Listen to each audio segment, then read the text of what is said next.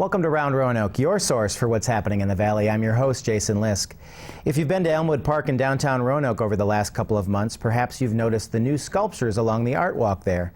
These sculptures make up the exhibit entitled The Natural City, a project of the Roanoke Arts Commission. Susan Jennings, the Arts and Culture Coordinator for the City of Roanoke, and Dan Kuehl, a Roanoke art teacher at Breckinridge Middle School, join me now to talk about the unique artwork in this exhibit. Dan also has a sculpture on display along the art walk. Susan, Dan, welcome to the show. Thank you. Thank you. So before we get into talking about the exhibit itself, Susan, if you could just give us a brief overview of the Roanoke Arts Commission. Sure, I'd be happy to.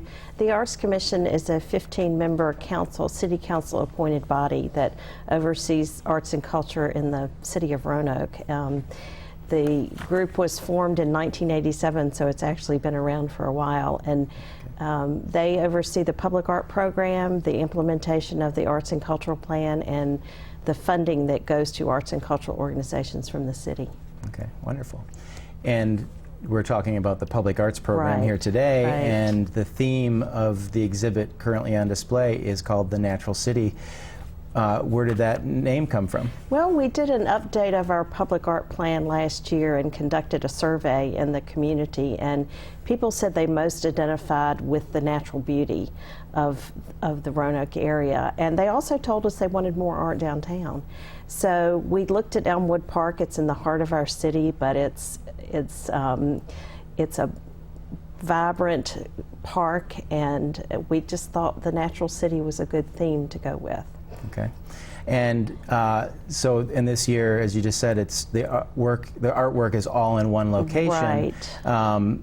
It's concentrated all in one area. How are these works selected, and why? What was the decision to put them all in one area this Well, time? the decision was basically that when Elmwood was renovated, they put an art walk in, and there were 10 pads, so we needed to put Right. something on them.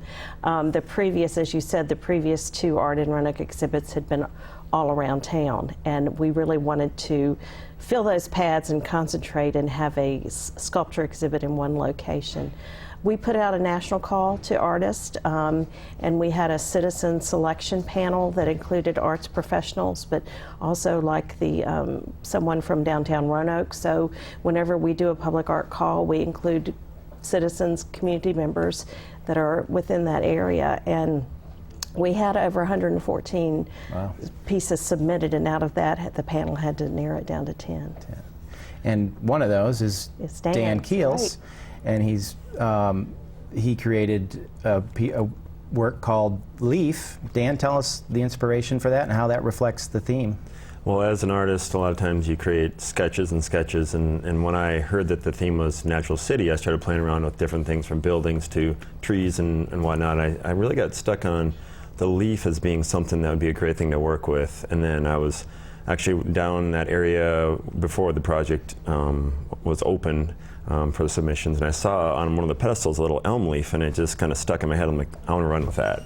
And so then I played with the leaf idea, and the natural city, I wanted to somehow reflect the city, and so I thought of mirrors in being involved, so that way when you look at the sculpture, you actually see some reflection of the buildings and also the nature around you as well. Yeah, and that sounds like a really neat aspect to that art, is the reflection. I haven't seen it yet in person, but I've seen photos of it, and it looks really neat. So that was your inspiration. You just mentioned.